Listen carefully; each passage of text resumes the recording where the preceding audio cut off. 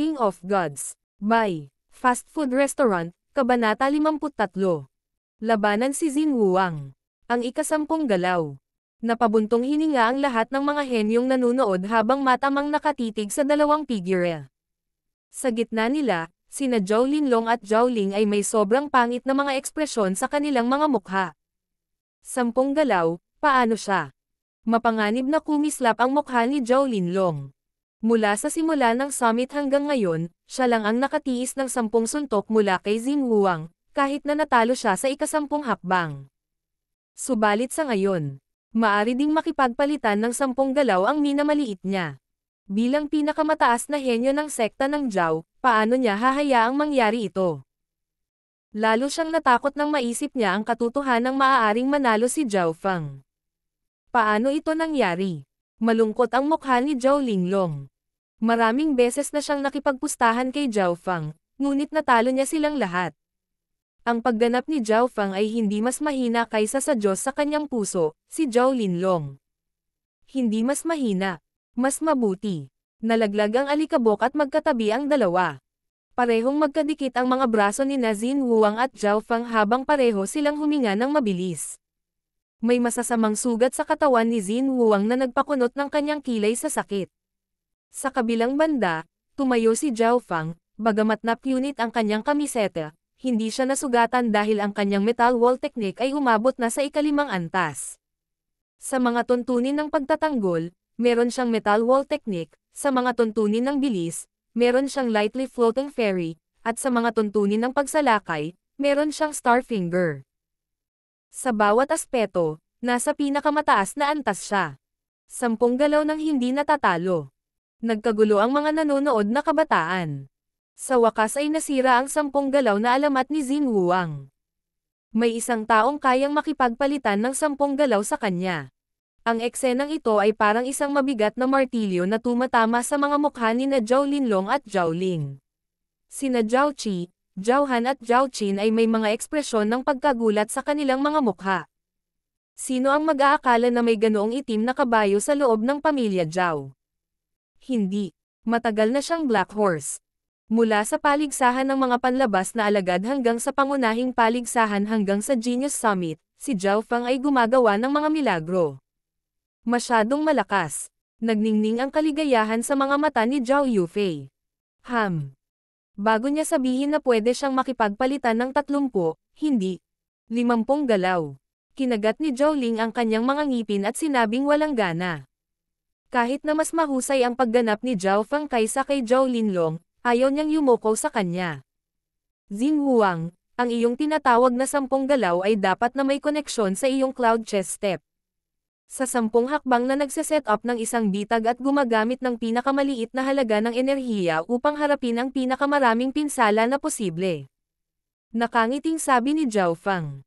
Tama ka. Ang pagtagal mo ng 10 galaw ay nangangahulugan na ang iyong lakas ay kapantay ng sa akin, o mas malakas pa kaysa sa akin. Isang mapanganib na liwanag ang kumislap sa mga mata ni Xin Wuang. Mata sa mata ang dalawa, kahit sino sa kanila ay maaaring umatake agad. Hahaha.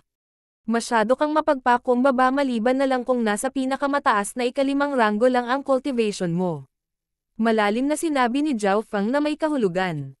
Biglang naging solemn na ang mukha ni Xin Wuang. Flaming Metal Fist. Si Zhao Feng ay umatake habang si Xin Wuang ay nag-ambala. Sa pagkakataong ito ay hindi na siya gumamit ng Angry Dragon Fist o kahit Star Finger, ginamit niya ang pinakapangunahing kasanayan, ang Flaming Metal Fist. Sa maikling agwat, ang pinakasimple, mas mabilis na pag-atake ay may pinakamahusay na epekto. At ang Flaming Metal Fist ay ang pinakaginagamit na kasanayan ni Zhao Feng. Ngunit hindi rin nagkukulang si Xin Wuang, ang kanyang pandama ay lumampas sa limitasyon ng ika-6 na ranggo at ito ay kapantay ng Martial Masters. Sa sandaling ay condensed ni Zhao Feng ang kanyang inner strength at inilabas ang kanyang kamao, nag-react siya sa pamamagitan ng paghagis ng kanyang palad. Pang! Napaatras si Xin Wuang dahil sa banggaan ng kamao at palad. Sinanay ni Zhao Feng ang metal wall technique at may kalamangan sa depensa at kapangyarihan. Ang katotohanang siya ang unang umatake ay naging mas malakas din ang suntok niya kaysa sa palad ni Xin Wuang. Angry Dragon Fist. Si Zhao Feng ay nagpatuloy mula noong siya ay nanalo at ang kanyang inner strength ay nagsimulang dahan-dahang lumipat sa pinakamataas na ikalimang ranggo. Pagkatapos ng kanilang unang 10 galaw, itinulak ni Zhao Feng pabalik si Xin Wuang. Nagtinginan ang mga manonood sa takot. Walang makakaisip na may isa pang talentadong kabataan na makakalaban ni Xin Wuang. 11 galaw. 12 galaw. 13 galaw. Na-control ni Zhao Feng ang unang 20 galaw. Sa kanyang kaliwang mata, nakita niyang may bahagyang pinsala sa loob ng katawan ni Xin Wuang, kaya hindi niya ito pinapahinga. Kinailangan ni Xin Wuang na umatras para magkaroon ng kaunting oras para pagalingin ang bahagyang panloob na pinsalang iyon, ngunit dahil alam ni Zhao Feng na sa kanyang kaliwang mata, hindi niya binigyan ng oras si Xin Wuang para gumaling. Natigilan ang mga manonood. Sa loob ng pavilion ng pamilya Zhao. Ang mukha ni Zhao Linlong ay sobrang pangit at ang kanyang dalawang kamao ay mahigpit na nakakuyom. Ang cultivation ni Zhao Feng ay hindi mas mataas kaysa sa kanya. Kung gayon bakit kaya niyang labanan si Xin Wuang? Sa ilalim ng malaking puno. ZZ. Kawili-wili. Hindi ako makapaniwala na ang isang maliit na lungsod tulad ng Sun Feather City ay magkakaroon ng dalawang mahuhusay na henyo. Ang potensyal ng dalawang ito ay maaaring may rank sa top 5 nanograms June City. Sabi ng isa sa mga pilak na figure. Kailangan nating iulat ito sa aking master kung sakaling ang dalawang ito ay makuha ng ibang paksayon. Maingat na sabi ng isa. Sa gitna ng entablado, nagpalitan ng suntok ang dalawang figure ngunit walang nakapagpasya kung sino ang mananalo. 20 galaw. 21 galaw. 22 galaw. Pagkatapos ng 22 galaw, si Xin Wuang ay nagsimulang gumaling ng dahan-dahan. Ang kanyang cloud chess step ay dalubhasa sa paggamit ng mabagal at matatag na bilis upang kontrahin ang mabilis na bilis. Higit pa rito, pinigilan niya ang kanyang sarili na makipag-away kay Zhao Feng. Masyadong malakas si Zhao Feng sa mga tuntunin ng dalisay na lakas, at sa sandaling ginamit niya ang Star Finger. Ang pinsalang natamo ay katumbas ng pinakamataas na ika-6 na ranggo.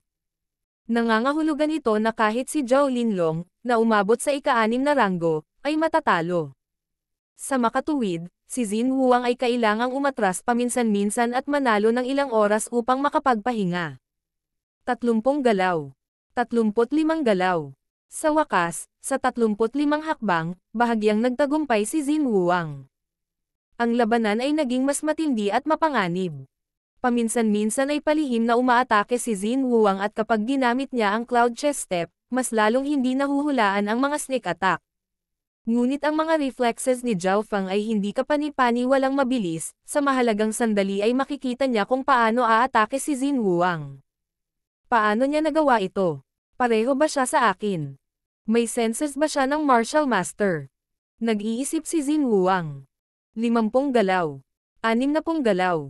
Walang nanalo. Plop. Walang magawang bumagsak si Zhao Ling sa lupa, mapatla ang kanyang mukha. Dati, nakipagpustahan siya kay Zhao Feng na kung kaya niyang makipagpalitan ng 10 galaw, matatalo siya. Ngunit sa oras na iyon ay tumawa si Zhao Feng. Ang 10 galaw ay masyadong maliit, hindi bababa sa 30, hindi, 50 galaw. At sa sandaling ito, ang dalawa ay nagpalitan ng mahigit 60 galaw na walang palatandaan ng panalo o pagkatalo. 60 galaw. 70 galaw. Pataas ng pataas ang offense rate ng dalawa. Sa wakas, umabot sila ng 80 hanggang 90 galaw. Huminga ng malalim si Xin Wuang at naging mas malinaw ang kanyang isa sa mga langit na aura. Ang aura na ito ay katulad ng sa isang mahiyaing babae sa kanyan, ngunit ito ay mas mahina. Ang pagharap sa aura na ito ay naramdaman ni Zhao Feng na para siyang langgam.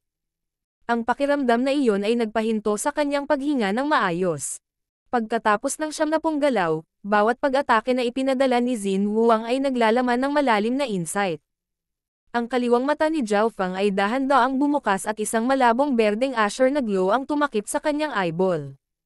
Bigla siyang pumasok sa supervision mode. Ang bawat galaw na ginawa ni Xin Wuang ay 10 beses ng mas mabagal. Shua! Sa loob ng itim na sukat. Isang guwang na figure ni Xin Wuang ang lumitaw at ang bawat aksyon na ginawa niya ay near replay ng pabalik-balik. Ang mga hollow figure na aksyon ay naglalaman ng malalim na mga insight at mas madaling maunawaan ang mga ito kumpara sa babae. Dahil nakakuha na siya ng ilang insight mula sa mysterious wind palm na iyon, nalaman kaagad ni Zhao Fang ang aura na ito. Buksan. Biglang pinagsama ni Zhao Fang ang kanyang lightly floating fairy, lightly microstep at flaming metal fist sa isa. Isang aura na katulad ng kay Xin Wuang ang lumitaw sa kanyang katawan. Itinutok ni Zhao Fang ang isang palad kay Xin Wuang. Teng teng teng. Umatras ang figure ni Xin Wuang, puno ng pagkabigla ang kanyang mukha. Ano? Ang palad niya. Siya ay may kakaibang pakiramdam na ang aura mula sa palad ni Zhao Fang ay ninakaw mula sa kanya.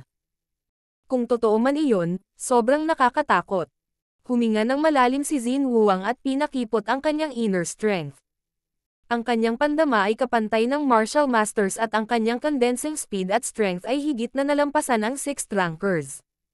Nangangahulugan ito na ang sinumang cultivator sa ilalim ng ika-6 na ranggo ay hindi maaaring talunin si Xin Wuang sa mga tuntunin ng inner strength.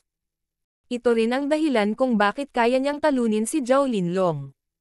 Ngunit hindi niya alam na nasubaybayan ng kaliwang mata ni Zhao Fang ang lahat ng kanyang inner strength at mga pagbabago sa daloy ng dugo. Kaya ganito. Hindi nagtagal ay naunawaan ni Zhao Fang ang aura na iyon. Starfinger. Ang daliri ni Zhao Fang ay tumusok sa hangin at sa pagkakataong ito ay mas malakas pa ito kaysa dati. Ang Starfinger ay tungkol din sa pag-condense ng inner strength. Matapos niyang malaman kung paano pinalamutian ni Xin Wuang ang kanyang inner strength, ang Starfinger ni Zhao Fang ay bahagyang tumulak pasulong. Kamangha-mangha. Papalapit na ang Starfinger sa pinakamataas na ikatlong antas. Gusto niyang pasalamatan si Xin Wuang. Una, nakakuha siya ng ilang insight sa mahiwagang aura na iyon. Pangalawa, natutunan niya kung paano i-condense ang inner strength ng mas mahusay. 71 galaw. 72 galaw. Si Zhao Fang ay lumaban ng mas matapang at matapang. Bagamat hindi natatalo si Xin Wuang, hindi rin siya nangunguna. Ang naging dahilan kung bakit siya nanlamig ay ang potensyal ni Zhao Fang, nararamdaman niyang lumalakas si Zhao Fang. Ang aura at inner strength ni Zhao Fang ay halos magkapareho sa kanya. Anong klaseng tao ang lalaking ito? Hindi naiwasang aminin ni Xin Wuang na nakilala niya ang kanyang kaaway. Ang kanyang forte ay ang kaliwanagan at ang bilis ng pangunawa ng kanyang kalaban ay mas mabilis pa sa kanya. 75 galaw. 76 na galaw. Nagsasara sila sa 100 galaw. Napabuntong hininga ang lahat ng naruroon, puno ng pag-asa at pananabik ang kanilang mga mata sa magiging resulta. Ayon sa mga patakaran, kapag nagpalitan sila ng 100 galaw ang mga henyo at naghohast na tao ang magpapasya kung sino ang mananalo. Gayunpaman, sa 79 na paglipat. Umikot si Xin Wuang at tumalon ng 10 metro sa ere. Dito nagtatapos. King of Gods, Kabanata 54. Ranggo ng 4 na mahusay na henyo. Dito nagtatapos. Ang lahat ay tumingin sa pag-asa na nagtataka kung anong uri ng pagpatay na hakbang mayroon si Xin Wuang. Puno ng pag-asa si Zhao Fang habang dahan-dahan niyang ipinapaikot ang kanyang inner strength. Sa mga tuntunin ng opens iba, mayroon siyang Starfinger at ang pinakamalakas na paninindigan na one-line Starfinger ay hindi pa nagamit noon. Sa mga tuntunin ng depensa, ang kanyang metal wall technique ay umabot sa ika-5 antas, lahat ng pag-atake sa ilalim ng ika-7 ranggo ay hindi magiging kritikal sa kanya. Higit pa rito, ang tunay na paglilinang ni Zhao Fang ay nasa ika-6 na ranggo. Ang mukha ni Xin Wuang ay parang tubig, ngunit pagkatapos ay dahan-dahan niyang ibinaba ang kanyang mga kamay at ang kanyang inner strength ay tumigil sa pag-condense. Bahagyang nagulat si Zhao Fang. Inaamin ko ang pagkatalo ko. Walang ekspresyong sinabi ni Xin Wuang. Aminin ang pagkatalo. Bakit? Nagkagulo sa buong manonood, karamihan sa kanila ay nataranta. Inamin ni Xin Wuang ang pagkatalo. Maging ang ilan sa mga nakatatandang henerasyon ay nalaglag ang kanilang mga panga. Walang sino man ang makakaasa na aaminin ni Xin Wuang ang pagkatalo sa 79 na hakbang. Pagkatapos ng lahat mula sa kasalukuyang sitwasyon, sina Zhao Fang at Xin Wuang ay parehong may 50% pagkakataong manalo. Tinalo niya si Xin Wuang. Walang magawang nakaupo si Zhao Ling sa lupa habang nakatitig sa hangin. Sa wakas ay napagtanto na niya kung anong uri ng halimaw ang kanyang pinalubha. Hindi lang nalampasan ni Zhao Fang ang nangungunang henyo ng sekta, si Zhao Linlong, nagawa pa niyang umamin ng pagkatalo ang nangungunang henyo ng Sun Feather City. Hindi ka natalo. Formal na sinabi ni Zhao Fang habang matalim ang tingin kay Xin Wuang. Nararamdaman ng kanyang kaliwang mata ang inner strength at pagdaloy ng dugo at mula kay Xin Wuang, nakikita ni Zhao Fang na mas malakas pa ang kanyang inner strength kaysa kay Zhao Linlong. Sa makatuwid, ang cultivation ni Xin Wuang ay wala sa pinakamataas na ikalimang ranggo. Ang kanyang tunay na paglilinang ay nasa pinakamataas na ika-6 na ranggo. Pinakamataas na pang-6 na ranggo. Naduraj na niya ang lahat ng mga henyo ng Sun Feather City sa ilalim ng kanyang mga paa. Mula sa unang pagkakataon na inspeksyon niya si Xin Wuang, naisip ni Zhao Fang. Ang taong ito ay hindi simple. Malinaw, hindi matatakot ni Zhao Fang si Xin Wuang sa kanyang tunay na paglilinang. Hindi lang siya nagkaroon ng malakas na cultivation sa kanyang sarili, mayroon din siyang tulong ng kanyang kaliwang mata na nagbigay sa kanya ng kumpiyansa na hindi matatalo. Walang saysay na ipagpatuloy ang ating laban. Umiling si Xin Wuang. Hindi siya natalo, pero ang dahilan kung bakit niya ito sinabi ay dahil ang kanyang tunay na paglilinang at mga galaw ng pagpatay ay makikita ng iba. May dalawa pang dahilan. Una, mas matanda siya kay Zhao Fang ng 2 taon at ayaw niyang gamitin ang kalamangan na ito para talunin siya. Pangalawa, ang aura at diskarte ni Xin Wuang ay ninakaw ni Zhao Fang. Mula sa pananaw ni Xin Wuang, si Zhao Fang ay isang halimaw, ang magpakita ng higit pang mga panlilinlang ay makikinabang lamang sa kanya. Paano kung tawagin natin itong draw? Sabi ni Qiu Menggayo bilang host. Draw. Tumingin si Zhao Fang kay Xin Wuheng at sabay na tumango ang dalawa. Oo naman. Pumayag si Zhao Fang at hindi pilit na ipinagpatuloy ang kanilang sparring. Pagkatapos ng lahat, ayon sa mga patakaran, ang labanan ay hindi tatagal ng higit sa 100 galaw. Maghihintay ako sa susunod nating laban. Nakangiting sabi ni Xin Wuang. Pagkatapos niyang magsalita ay agad siyang umalis sa summit. Ang eksenang ito ay nalitaw sa maraming tao. Umalis ba si Xin Wuang sa kalagitnaan? Walang nakakaalam na pagkatapos umalis ni Xin Wuang, hindi na siya muling nagpakita sa Sun Feather City. Ang kanyang pag-iral ay unti-unting nawala sa wala. Hanggang sa huli lang siya nakilala ni Zhao Fang. Nagpatuloy ang summit. Ang labanan ni Xin Wuang at Zhao Fang ay nagtulak sa summit sa isang kasukdulan. Ang mga laban sa sparring pagkatapos ay nawala lahat ng kanilang lasa. Ngayon, ang 4 na magagaling na henyo sa wakas ay nagkaroon ng kanilang mga ranggo. Unang lugar, Zhao Fang at Xin Wuang. Ikatlong lugar, Zhao Linlong. Ika-4 na lugar, Qiu Menggayo.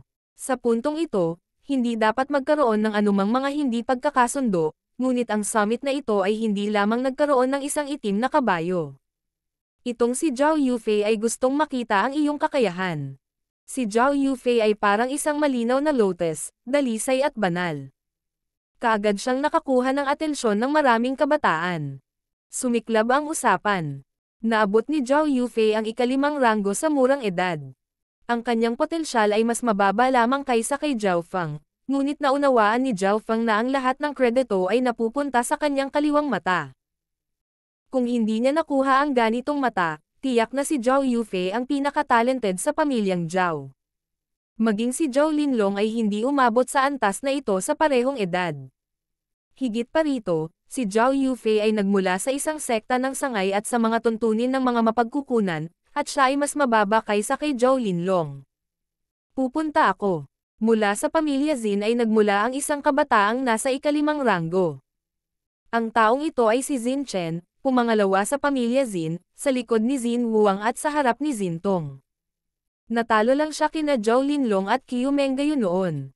Sa mga tuntunin ng lakas, si Xin Chen ay kapantay ni Zhao Qi, isang hakbang lamang sa likod ng 4 na mahuhusay na henyo. Butterfly Leaf Palm. Si Zhao Yufei ay kasing liwanag ng hangin at ang kanyang palad ay napakalambot at maislan. Sa kanyang pag-atake, Ginamit niya kaagad ang kaniyang mataas na martial art na butterfly lift palm na halos umabot na sa pinakamataas na antas. Pa! Pa! Pa! Nag-cross ang dalawang figure. Si Zhao Yufei ay maganda at macelan. Sa pagpapalitan ng hanggang 10 galaw, si Zhao Yufei ay nakakuha ng mataas na kamay. Sa mga tuntunin ng pinsala, siya ay kapantay lamang ni Zhao Qi ngunit ang kanyang inner strength skill ay air crossing breathing technique, na higit na nakahihigit kaysa kay Xin Chen. Ang air crossing breathing technique ay nagpapataas ng kanyang mga kasanayan sa bilis at opensa at kapag ang mga kasanayan ay ginamit ng magkasama, madali niyang matatalo ang iba na may parehong ranggo. Makalipas ang 30 galaw, muling tumaas ang kapangyarihan ni Zhao Yufei. Ang kanyang palad ay parehong malambot ngunit matigas at mula sa labanan, tila nakakuha siya ng higit pang mga insight. Nagsanay din siya ng isang mataas na ranggo na diskarte sa pagpapalakas ng katawan tulad ng Kyumengayo. Nagulat si Zintong. Ang pamamaraan ng pagpapalakas ng katawan ni Zhao Yufei ay hindi mas mahina kaysa sa metal wall technique, ngunit mas angkop ito para sa mga kababaihan. Mayroon siyang malaking potensyal at malamang na itinago niya ang kanyang tunay na lakas. Biglang naalala ni Zhao Fang ang misteryosong isang armadong matandang lalaki. Ang matanda ay maaaring kumuha ng mataas na ranggo na kasanayan tulad ng metal wall technique ay hindi kapanipaniwala. Makalipas ang 30 galaw, sunod-sunod na alon ang inatake ni Zhao Yufei, at sa wakas ay natalo niya si Xin Chen. Nanalo si Zhao Yufei. May isa pang itim na kabayo sa pagkakataong ito. Nagpahinga sandali si Zhao Yufei at pagkatapos, hinamon niya si Qiu Chenji. Si Qiu Chenji ay isa sa 4 na magagaling na henyo, at kahit na hindi siya magiging numero 1 sa taong ito, malakas pa rin siya. Fluong Feather Step. Fluong Feather Flying Cloud. Ginamit ni Qiu Chenji ang kanyang dalawang speed skill, na parehong umabot sa peak level. Si Zhao Fang lang ang makakahabol sa kanya sa bilis. Cloud Leaf Fairy. Ang husay ni Zhao Yufei ay biglang nagbago nang gumamit siya ng kasanayang hindi pa nakikita. Kaagad, ang kanyang katawan ay naging kasing liwanag ng isang dahon habang siya ay pamitik sa hangin. Cloud Leaf Fairy. Anong klaseng kasanayan ito? Ito ay hindi mas masahol pa sa aking lightly floating fairy. Nagulat si Zhao Fang. Sa wakas ay napagtanto niya na masyado siyang nagmamadali sa pagpapalit ng air crossing breathing technique para sa metal wall technique. Marahil ito ay isang magandang deal, ngunit ang air crossing breathing technique ay ganap na nababagay kay Zhao Yufei. Ang kasanayang ito ay mas malalim kaysa sa air crossing breathing technique. Nang bumantong hininga si Zhao Fang, nagbago ang sitwasyon. Si Qiu Chenji ay natatalo.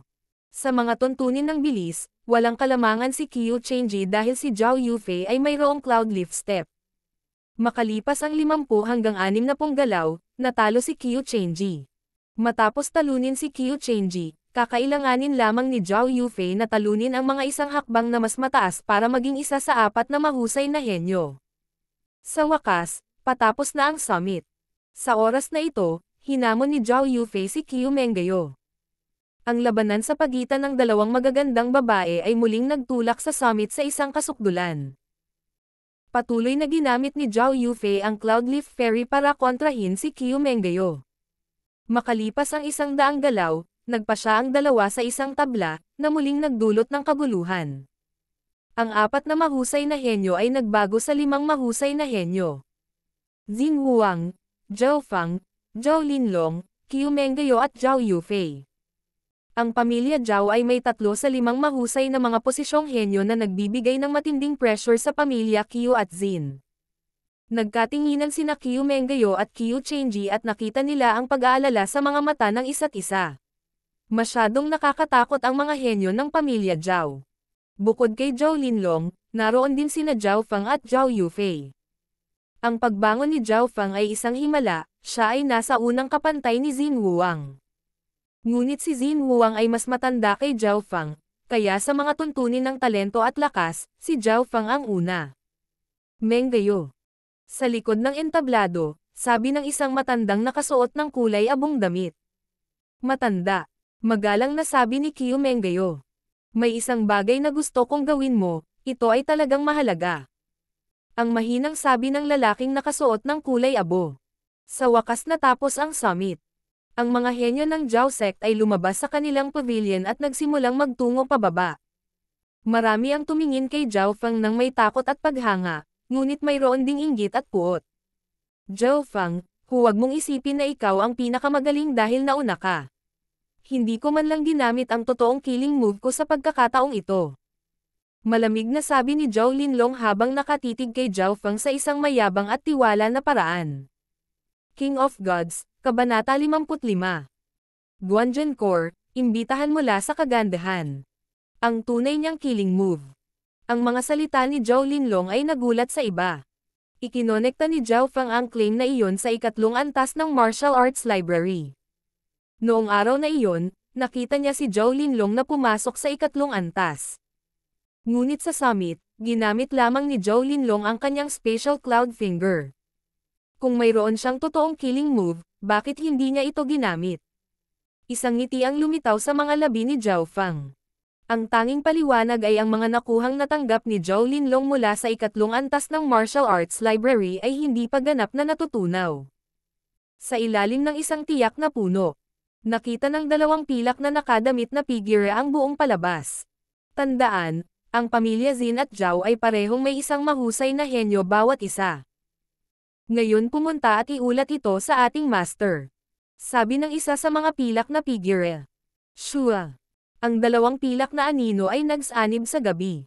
Sinong nandyan? Ilang daang metro lang ang galaw ng dalawa bago umalangaw-ngaw ang isang matandang malakas na sigaw. Teng. Isang matanda na nakadamit na kulay abo ang bumagsak sa lupa habang nakatitig sa dalawang misteryosong tao.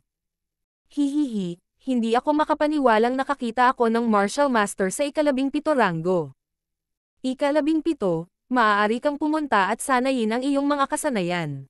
Bahagyang tumawa ang isa sa mga pilak na figure nang umalis siya. Sino ang mga ngahas na manghimasok sa mahalagang bakuran ng pamilya Qiu? Ang mga mata ng matanda na nakasuot ng kulay abo ay matalim habang ipinasa niya ang isang palad. Beng! Isang berdeng glow ang humiwas sa hangin, kasing haba ng kulog ang tunog nito.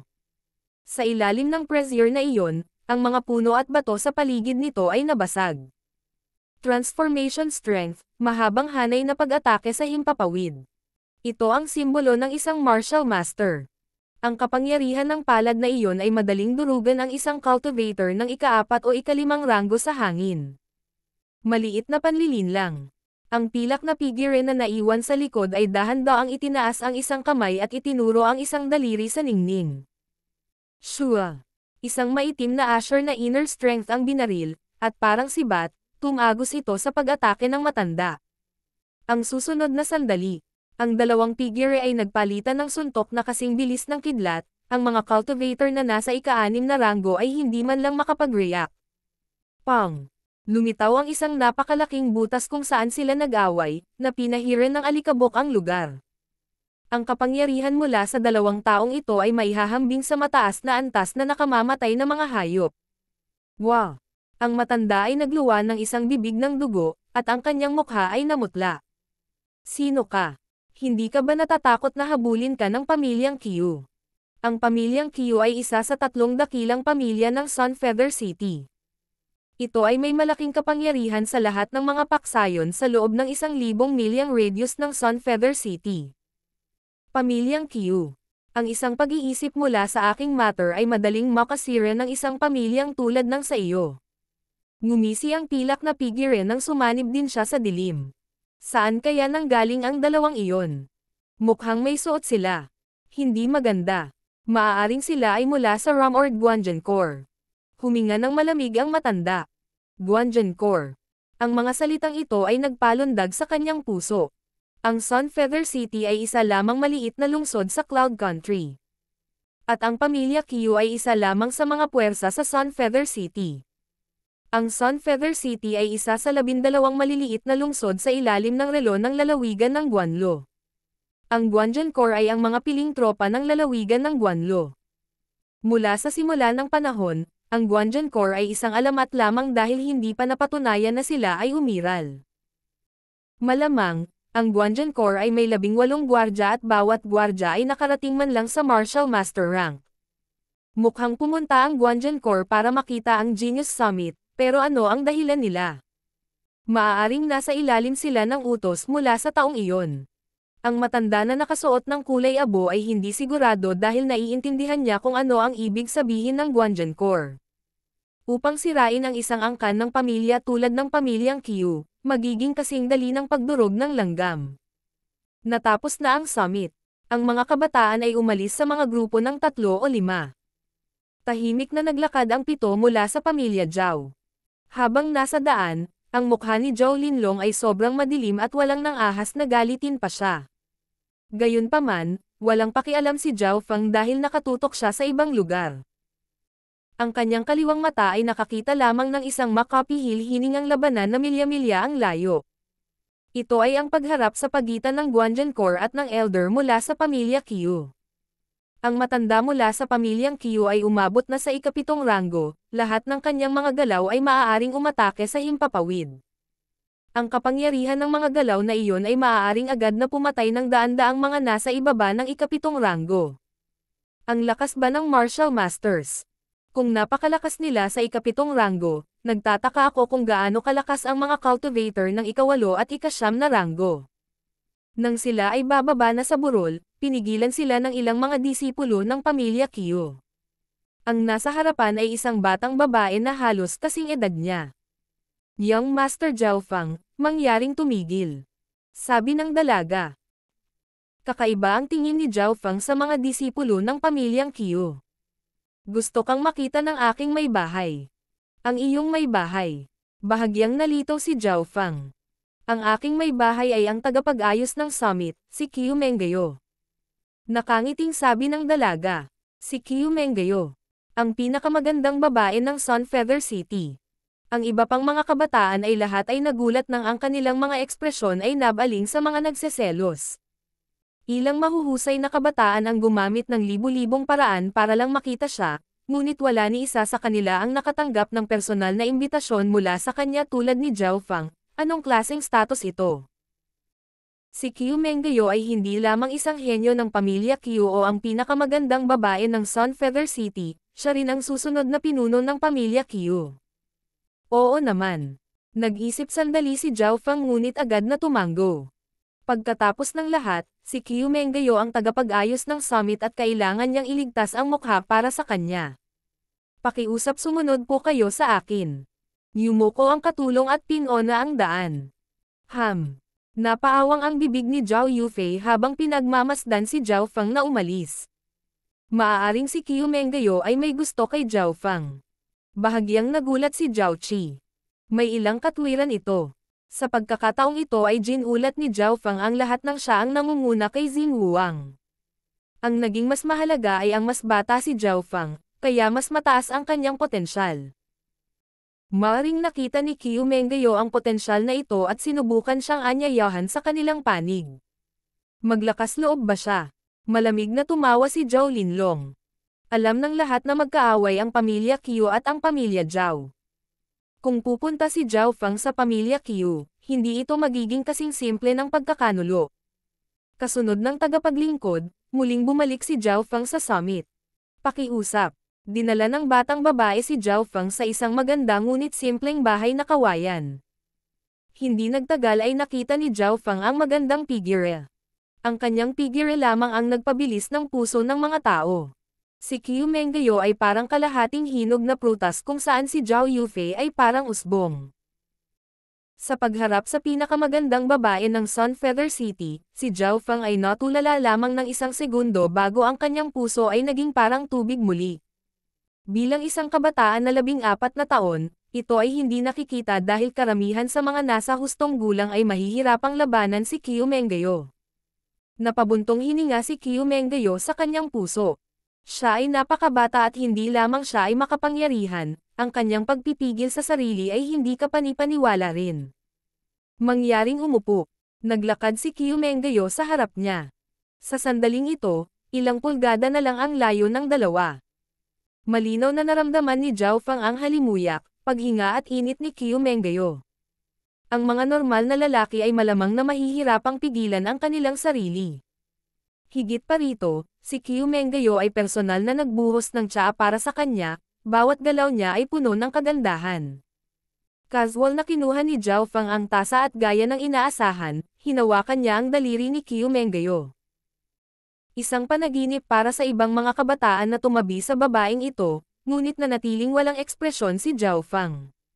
Sa totoo lang, kung palakihin niya si Qiu Menggayo, hindi mahalaga sa kanya ang distansya dahil masusuri niya ito gamit ang kaliwang mata mula sa milya-milya ang layo. Kung payag si Zhao Feng, maaari niyang kalahating makita ang mga bagay. Malinaw, hindi alam ito ni Qiu Menggayo o kung hindi ay susubukan niyang iwasan siya, sa halip na imbitahan siya rito. Ang katanyagan ni Young Master Zhao Feng ay laganap sa Sun Feather City. Ang boses ni Qiu Menggayo ay kasing lambot ng ulan.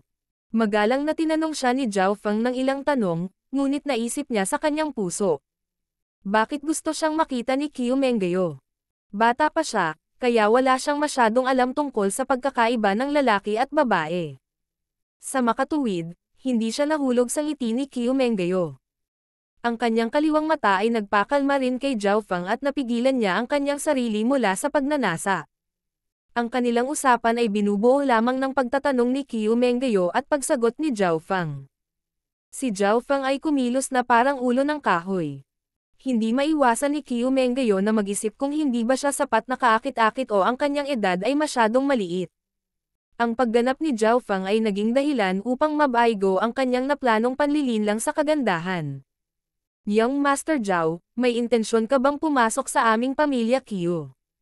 Ang pamilyang Qiu ay maaaring masiyahan ang lahat ng iyong mga hangarin kabilang ang martial arts, pilak, kababaihan. Habang sinasabi niya ang makajos na figure ni Qiu Menggayo ay halos dumidiin kay Zhao Feng. Agad na naging alerto si Zhao Feng at naglagay ng distansya sa pagitan nila. Sa sandaling nag-isip, sa wakas ay natanto niya ang intensyon ni Qiu Menggayo. Namula ang mukha ni Qiu Menggayo. Pakiramdam niya ay wala siyang magawa laban sa isang kabataang hindi gaanong alam tungkol sa sex. Salamat sa iyong mabuting hangarin, ngunit ang aking landas ay hindi limitado sa Sun Feather City lamang. Malalim na sabi ni Zhao Feng habang dahan-dahan siyang bumangon. Ang kanyang landas ay hindi limitado sa Sun Feather City. Hindi maiwasang manginig ang puso ni Qiu Menggayo habang pinagmamasdan ang pag-alis ng kabataan. Sa kanyang paningin, tila naging mas kaakit-akit ang kabataan. King of Gods, Kabanata 56. Metal Wall Rebound. Pinaalis si Zhao Feng gamit ang kanyang mga mata, nawala si Qiu Menggayo sa kanyang sarili sa kanyang pag-iisip. Sa hitsura, si Zhao Feng ay tila isang batang 14 na taong gulang na kabataan ngunit ang lamig, kalmado at pangunawa sa kanyang mga mata ay tila hindi tao. Kahit si Zhao Feng mismo ay hindi napagtanto na ang kanyang bloodline pati na rin ang ugali ay nagbago sa pagsasama ng mata. Teng.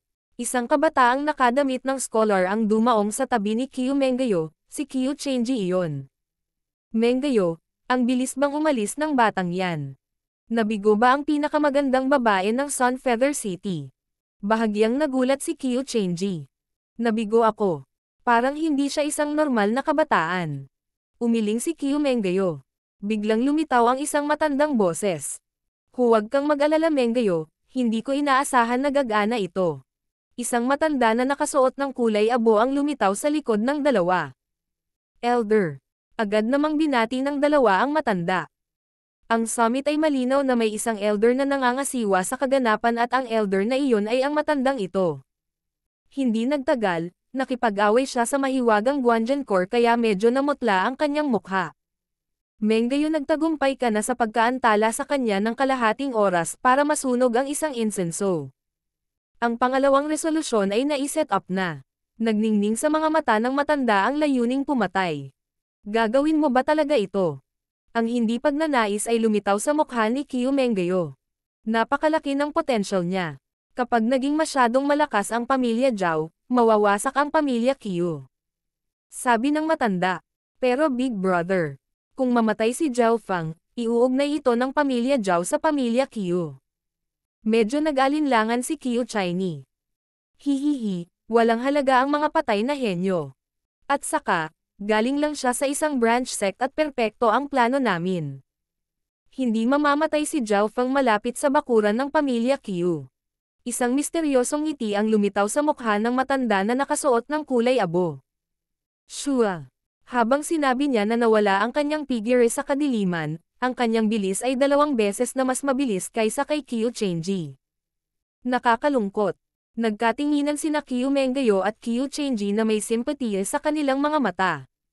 Si Zhao Feng ay naglakad na mag-isa pababa ng burol. Sa oras na ito, natapos na ang summit kaya wala pang masyadong tao sa daan. Hindi alam ni Zhao Feng kung bakit, ngunit nagkaroon siya ng hindi mapakali na pakiramdam, na parang siya ay binabantayan. Isang layuning pumatay ang nagpakibot sa kanyang kaliwang mata. Tahimik na binuksan ni Zhao Feng ang kanyang kaliwang mata. Biglang lumitaw ang malabong asher na liwanag sa kanyang mata. Sa dilim, ito ay mas maganda. Si Zhao Feng ay muling pumasok sa enhanced vision mode. Ang madilim na gabi ay kasing linaw ng araw sa kanya. Nakikita niya ang lahat sa isang 10 milyang radius, kung ito ay araw, ang distansya ay doble. Ang pakiramdam ng mga sobrang pandaman na ito ay nagbigay sa kanya ng kumpiyansa at kalmado. Shua. Sa ilalim ng kanyang pag-scan, biglang nakakita si Zhao Feng ng isang figure sa isang punong ilang daang talampakan ang layo. Ang figurang iyon ay nakasuot ng kulay abong balabal at pinaghalo ng mabuti sa puno, hindi siya madarama ng mga normal na tao. Gayunpaman, malinaw na nakita ng mata ni Zhao Feng kung sino ang tao. Siya yon. Tumalon ang puso ni Zhao Feng. Nakita na niya ang nakatatandang kulay abong ito, ang taong ito ang nakalaban sa misteryosong pilak na figure noon. Hindi maganda. Malamang ang taong ito ay isang elder ng pamilya Qiu at malamang gusto niya akong patayin. Gulong-gulo ang isip ni Zhao Feng. Ang kanyang pagganap ay napakahusay, kaya't kahit na ang mataas na antas ng pamilya Qiu ay nagsimulang mapansin siya. Sa kabutihang palad, itinago ko ang aking tunay na paglilinang. Nagkunwari si Zhao Feng na wala siyang nakita at gumamit siya ng normal na bilis para bumalik sa pamilya Zhao. Papalapit na siya ngayon sa teritoryo ng mga pamilyang Zhao. Nakaramdam ng kakaiba si Zhao Feng, bakit hindi umaatake ang kalaban? Muli niyang binuksan ang kanyang supervision at pinagmasdan ang kanyang paligid. Mayroong isang malayong lugar 6 o 7 milya sa teritoryo ng sekta ng Zhao. Alam ni Zhao Feng na ito ang huli at tanging lugar na sasalakayin nila. Bakit sila aatake malapit sa teritoryo ng mga pamilyang Zhao? Umikot ang isip ni Zhao Feng at nalaman niya kaagad ang sagot. Kung namatay si Zhao Feng malapit sa summit, malinaw na magdudulot ito ng mga hinala ng pamilya Zhao at sisisihin nila ang pamilya Qiu dahil ang summit ay nasa loob ng teritoryo ng mga pamilyang Qiu. Ang plano ng mga pamilyang Qiu ay hayaang mamatay si Zhao Feng sa sariling teritoryo ng sekta ng Zhao. Sa ganitong paraan ang sekta ng Zhao ay walang katibayan at ebidensya para sisihin ang iba. Anong matalinong plano? Agad na inikat ni Zhao Feng ang kanyang inner strength at tumakbo patungo sa front gate ng pamilya Zhao. Kailangan ko lang maabot ang bakuran malapit sa pamilya Zhao. Maraming mga bantay doon at ang pamilya Qiu ay hindi magkakaroon ng lakas ng loob na patayin ako kung gayon. Nakapagdesisyon si Zhao Feng. Sa pag-iisip hanggang dito, lalo pang bumilis ang kanyang bilis. Itinago ng brat na ito ang tunay niyang cultivation. Ang bilis niya ay mas mabilis pa kaysa kay Chenji. Ang bilis din ng mga matatandang nakasuot ng kulay abong damit. 6 na milya, 5 milya, 4 na milya. Papalapit si Zhao Feng sa front gate. So. Biglang may lumabas na 2 figure mula sa front gate ng Zhao sect. Sa suot nila, parang taga Zhao sect sila. Para kay Zhao Feng, magandang balita ito dahil ang nasa likod ay kailangang mag-ingat sa 2 ito. Inilibot ng kaliwang mata niya ang mukha ng 2. Parehong nasa katanghaliang gulang ang 2 at ang kanilang kultibasyon ay parehong umabot sa ika-6 na ranggo. Ang isa sa mga mukha ay sobrang pamilyar. Siya yon. Zhao Chanjian. Nagulat si Zhao Feng. Ang isa sa 2 cultivator ng ika-6 na ranggo ay ang ama ni Zhao Yijian, si Zhao Chanjian. Si Zhao Chanjian at ang ibang tao ay casual na lumapit kay Zhao Feng. Agad na nabahala si Zhao Feng. Kung ibang tao ang dumating, hindi siya maghay-hinala, ngunit kung ang isa sa kanila ay si Zhao Chanjian, agad itong maglalagay sa kanya ng alerto. Pigilan mo siya, pagkatapos ay patayin siya ng mabilis hanggat maaari. Sabi ni Zhao Chanjian sa isa pang mandirigma sa ika-6 na ranggo. Dahil gabi na at medyo malayo pa ang pagitan ng dalawa, hindi alam ni Zhao Chanjian na nakita na ni Zhao Feng ang kanyang mukha. So, ang matanda sa likod ay biglang bumilos nang dumating ang dalawang grupo mula sa magkabilang gilid. Naramdaman ni Zhao Feng ang panganib na nagmumula sa matanda, hindi siya natakot kay Zhao Chanjian at sa kanyang kasama ngunit labis siyang nag-iingat sa nakatatanda sa mga pamilyang Qiu. Ang elder ng pamilya Qiu ay umabot na sa ikapitong ranggo, hindi na siya martial artist, isa na siyang martial master. Lightly floating fairy. Biglang tumaas ang figure ni Zhao Feng. Ang bilis. Nagbago ang ekspresyon ni Zhao Chanjian at ng kanyang kasama nang maghiwalay ang dalawa sa dalawang magkaibang direksyon na humaharang sa landas ni Zhao Feng. Kung hindi nila mabilis na mapatay si Zhao Feng, malalaman ang kanilang pagkakakilanlan. Kung hindi namatay ang isda, ito ay dahil nasira ang lambat. Ibig sabihin isa lang sa kanila ang dapat mamatay. Patayin. Sabay na sinalakay ng dalawang tao mula sa pamilya Zhao si Zhao Feng. Cold Flowing Sword. Agad na naging malamig na liwanag ang talam ni Zhao Chanjian. Malinaw na alam ni Zhao Feng kung gaano kalakas ang Cold Flowing Sword dahil nakipag-away siya kay Zhao Yijan noon na gumamit din ng kasanayang ito. Ngunit sa pagkakataong ito, ang Cold Flowing Sword ni Zhao Chanjian ay umabot na sa pinakamataas na antas at sa kanyang paglilinang sa mga huling yugto ng ika-6 na ranggo, ang pag-atake ay mas nakamamatay. Emperor Wind Fist. Mula sa gilid ay dumating ang isang malalim na tunog ng pagsipol, ang isa pang nasa katanghaliang gulang na lalaki ay sabay na umatake. Dalawang pinakamataas na ika-6 na ranggo ang lumalaban sa ika-5 ranggo, ito ay malinaw na hindi patas. Higit pa rito, naroon pa rin ang pagpatay sa elder ng pamilyang Qiu. Kapag nangyari ang isang aksidente, ang matanda ay magagawang ayusin ito gamit ang kanyang ika-7 ranggo na lakas. Lightly Floating Fairy. Lightly Micro Step. Inilipat ni Zhao Feng ang dalawang kasanayang ito sa pinakamataas at halos hindi niya nagawang makaiwas sa mga pag-atake.